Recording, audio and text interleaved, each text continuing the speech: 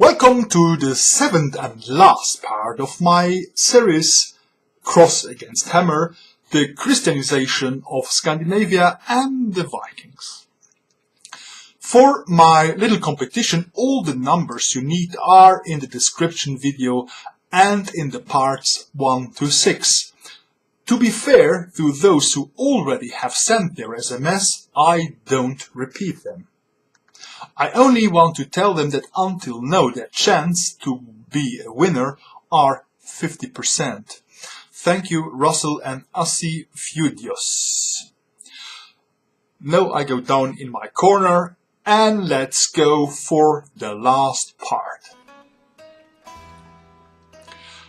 The runes here in the lava stone says, enter on your own risk. This place is the Thing place, the place where the people came together to discuss and resolve their problems before the Christianization of Iceland. Olaf Tryggvason was not the first baptized king of the Vikings. The legend tells that in the year 960 the missioner Poppa argued with King Harald Bluetooth if Christ or Odin were more powerful. Poppa wore an iron glove red heated by fire without being burned, and so Harald agreed to his baptism with all his men. It's a nice legend who divert us from the real political reason. Harald knew that the German Emperor Otto wanted to invade the Danish Jutland, and to avoid this, he made the Danes become Christian. A sign of his conversion was the exhumation of the body of his father, Gorm the Old, who was a very big Christian hater, and he buried him again in a church. He was the first Viking king who converted his subjects under force. In Jelling, next to the church, he built an image stone. This stone is the oldest representation of Christ in Scandinavia. Up to the year 1700, you could see how the stone was painted.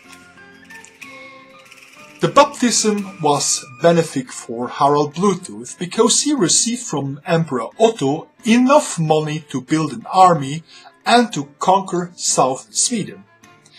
He made the dance to Christians by dictation.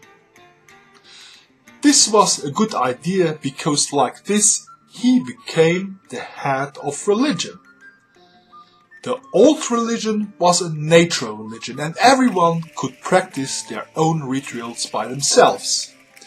In Christianity, the king had to say, "This is now our religion and I received my power from God." The Vikings were always pragmatic. With Christians they pretend being Christians, but with their brothers they knew that they reminded disciples of Odin. In their craftworks you can see that the Viking goldsmiths had the same form they used to pour crosses than they used to pour Thor hammers to expand their clientele. They had used to other gods joining the circle of gods. In the old belief there were about 70 gods, and now a god called Jesus joining the circle was really not a big deal for them. The only new in this god was charity. It was kind of stupid to go to Viking raids and speak about charity. The Bluetooth of your cell phone has really been named after King Harald. After his banishment from Iceland, the missioner Thangbrand came back to Norway and admitted to King Tryggvason his defeat. "No way," said Thangbrand. "Would it be possible to convert the Icelanders to Christianity?" Therefore, Tryggvason ordered to imprison all Icelanders living in Norway. They became his pledge. If Iceland don't accept Christianity, they have to die. Iceland is near to civil war between those who accept Tangrand's Jesus and those who remain with their old gods.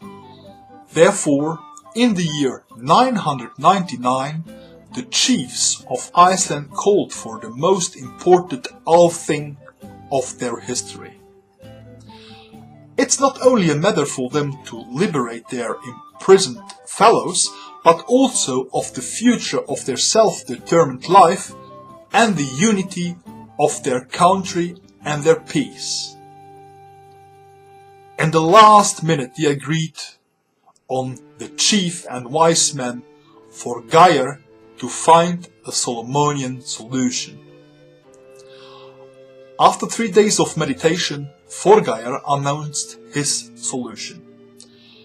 One God, one law for everyone, outwardly, but everyone can worship in his home private and secretly the gods he wants. Iceland saves his peace. In memory of this ruling, you can see today a little church in Thingvellir. Officially, the tribal leaders renounce their old gods, but Christianity is only a word for them. Nobody told them what it means to be Christian, but it changed the life of the Scandinavian. Previous, everybody could take contact with the gods. Now, they needed an intermediary, a priest. Now they needed a central worship building, a church. The distance from human to God became bigger, and in the same way, the distance of the subject to his king became bigger. From the time of the early Christians in Scandinavia, we can still see in Europe these unique Stave Churches, so these links are all below. The baptism was only the beginning, but it took many generations until the Christian faith was solidly impregnated in the northern population, and it never has really repressed the old gods. The end of the Vikings did not come with Christianity, but with the new structures of Europe. New powerful kingdoms made it impossible to go on a useful rate.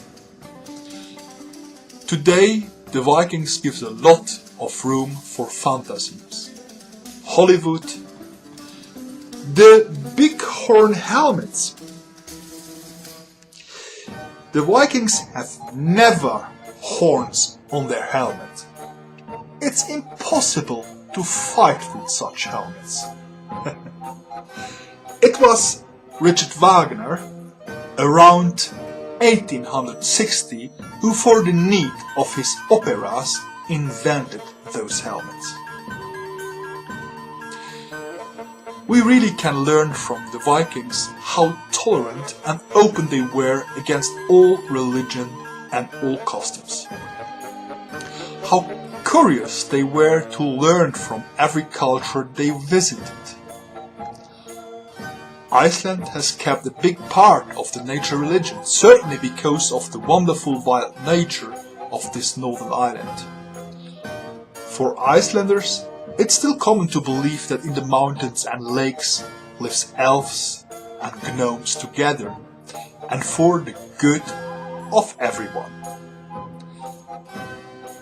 Even today, Christianity has not ceased to destroy the last remaining nature religions, like the Tupari in Rio Branco, Brazil, the Bissagos Islands, the Himba in Tanzania, the Altai of Siberia, the Inuit in Alaska, Canada, Greenland.